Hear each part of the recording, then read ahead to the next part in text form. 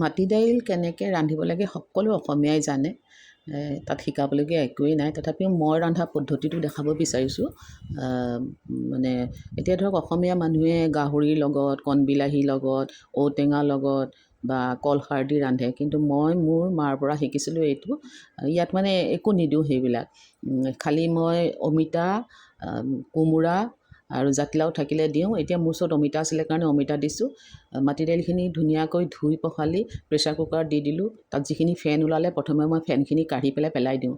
পেলাই দিয়াৰ পাছত থেতালি থোৱা আদা, নহৰু, জলকীয়া, ফালি জলকীয়া, আমি জলকীয়া বেছি খাওঁ কাৰণে মই জলকীয়া বেছি দিছোঁ, তেজপাত, তাৰপিছত অমিতাখিনি দি নিমখ দি ভালকৈ বইল কৰিলোঁ 4টা চিটি মাৰি। 4টা চিটি মৰাৰ পিছত খুব মানে সিজি একদম মানে ধুনীয়া হৈ গ'ল।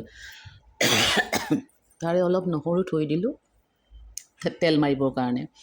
যেতিয়া 4টা চিটি মৰা হৈ গ'ল, এতিয়া ইমান ধুনীয়াকৈ সিজি গ'ল নহয়, গোটেই দাইলখিনিও সিজিলে।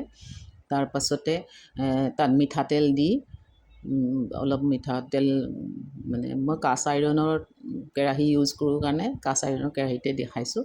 তাৰপাছতে তাতে নহৰুখিনি অলপ থৈ দিয়া নহৰুখিনি ৰঙচুৱাকৈ ভাজিলোঁ।